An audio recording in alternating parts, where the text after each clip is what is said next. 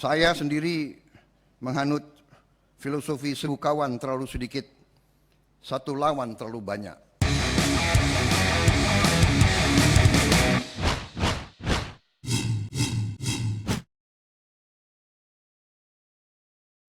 Bapak-bapak, ibu-ibu sekalian, kita mengerti bahwa hampir semua perang yang pernah terjadi selama sejarah manusia, hampir semua perang terjadi adalah karena rebutan sumber daya ekonomi.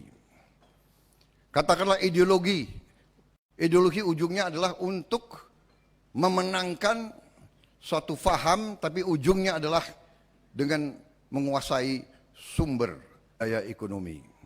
Apakah itu sumber energi, atau sumber air bersih, atau sumber bahan-bahan strategis lainnya. Jadi pemikiran kita nanti adalah bahwa pertahanan kita harus kita lakukan adalah bahwa pulau-pulau besar kita harus dapat bertahan secara mandiri. Kebijakan luar negeri kita tentunya tadi saya baru juga rapat dengan Menteri Luar Negeri, kita bebas aktif, kita ingin bersahabat dengan semua pihak.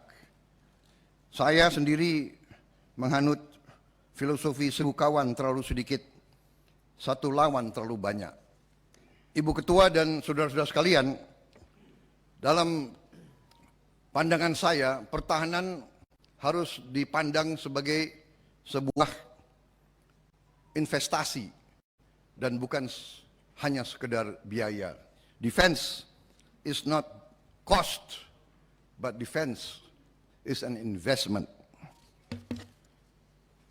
Bapak-bapak dan ibu-ibu sekalian, yang mendorong pemikiran kami sebetulnya adalah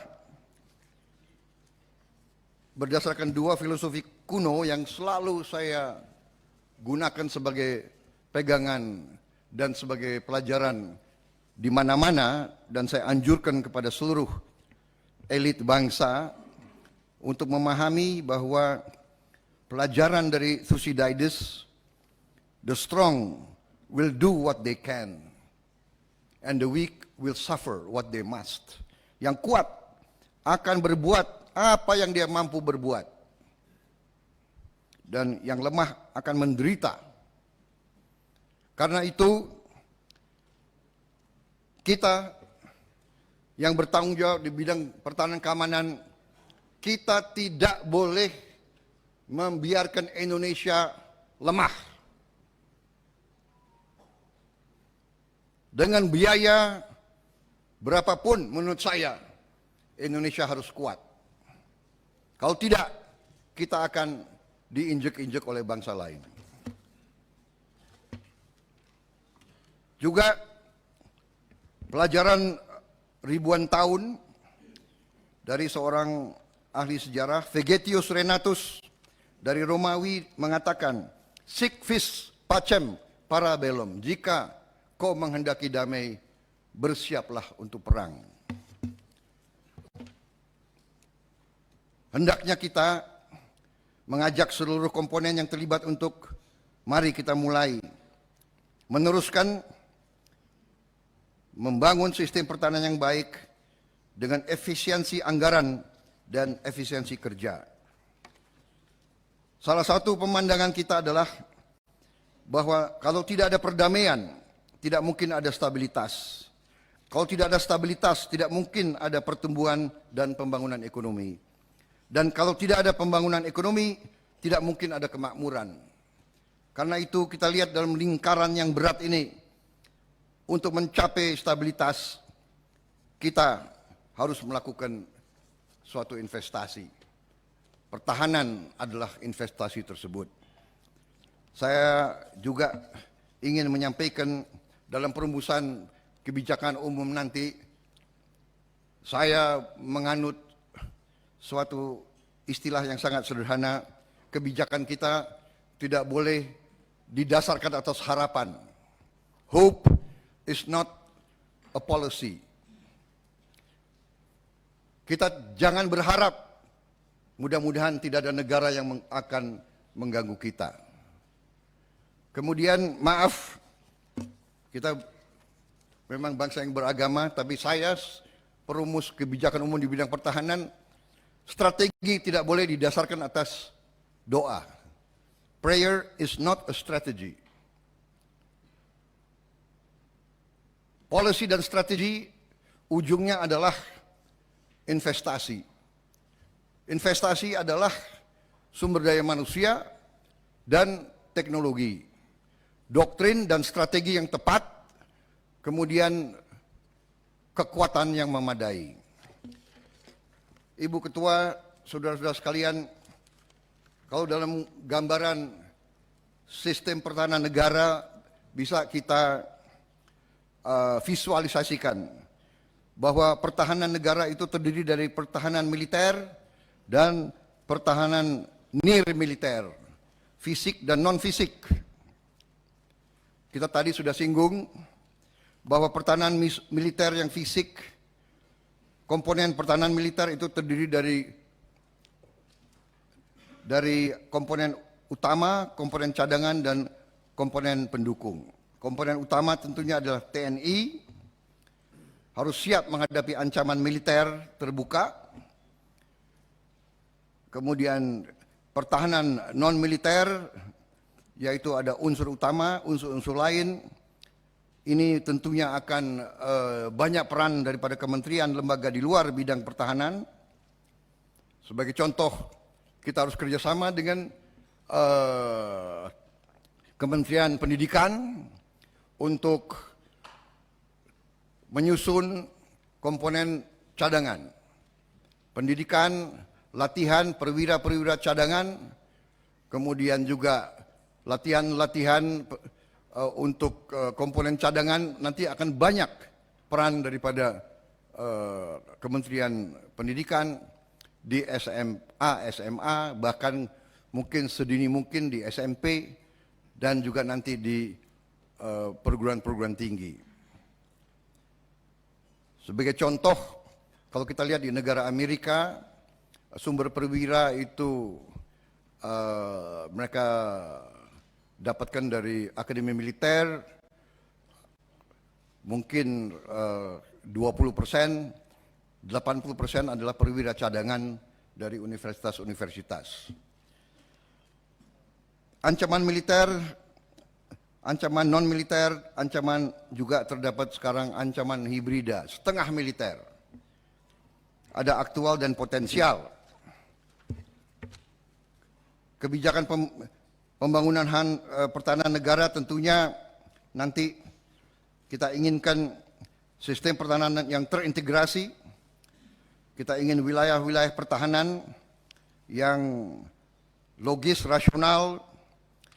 Kita ingin industri pertahanan yang kokoh, yang kuat, yang bisa menghasilkan komponen-komponen alutsista yang vital sendiri di dalam negeri. Saya bersyukur dari beberapa hari saya keliling, ternyata kita sebetulnya mampu membuat propelan, bahan yang sangat penting untuk peluru dan untuk hampir semua roket dan sebagainya, kita mampu membuat dalam negeri. Dan bahan bakunya semuanya ada di dalam negeri. Jadi saya sangat optimis di tahun-tahun yang mendatang, yang tidak lama, kita akan punya industri pertahanan yang kuat. Sekarang pun banyak produk-produk kita sudah mulai dibeli oleh bangsa lain. Produk-produk Pindad, produk-produk PAL, produk-produk PTDI sudah banyak dibeli oleh bangsa lain. Kita tentunya ingin postur pertahanan negara kita nanti menuju bahwa kekuatan TNI bisa menjadi kekuatan regional yang disegani. Kita ingin mewujudkan pertahanan negara yang kuat, proporsional, yang mampu menanggulangi ancaman di berbagai trouble spots secara bersamaan dengan kekuatan yang tangguh. Ibu Ketua, kemudian anggota Komisi 1 yang saya hormati, secara garis besar itu yang bisa saya sampaikan. Saya tentunya terbuka untuk pertanyaan-pertanyaan dan masukan-masukan dari Komisi 1. Tentunya kalau ada hal-hal yang bersifat sangat rinci teknis dan yang menurut saya tidak boleh diketahui oleh pihak umum, terutama oleh pihak bangsa lain, saya akan terpaksa meminta bahwa sidang ini dilaksanakan tertutup. Terima kasih. Demikian untuk sementara presentasi kami. Kami siap untuk menjawab pertanyaan-pertanyaan, tetapi kami juga mohon pengertian bahwa kami masih dalam taraf inventarisasi. Bulan Desember ini kami akan selesaikan penyusunan produk-produk piranti lunak, software yang bersifat revisi ataupun pemutakhiran daripada strategi Hankamnek dan doktrin Hankamnek. Kemudian kita akan paparkan kepada lembaga-lembaga terkait. Kami akan paparkan ke Presiden Republik Indonesia sebagai yang bertanggung jawab atas Hankamnek yang secara final. Sesudah itu di awal Januari kami akan gelar rapat pimpinan pertahanan, di mana semua stakeholder akan kami paparkan strategi dan doktrin dan kebijakan umum pertahanan negara yang telah dirumuskan. Kita berharap awal Januari akan lebih padat dan akan lebih rinci langkah-langkah kita ke depan. Terima kasih. Wassalamualaikum warahmatullahi wabarakatuh. Pimpinan. Salam sejahtera, shalom, Om Swastiastu, Om Santi Santi Santi Santi Om. Terima kasih.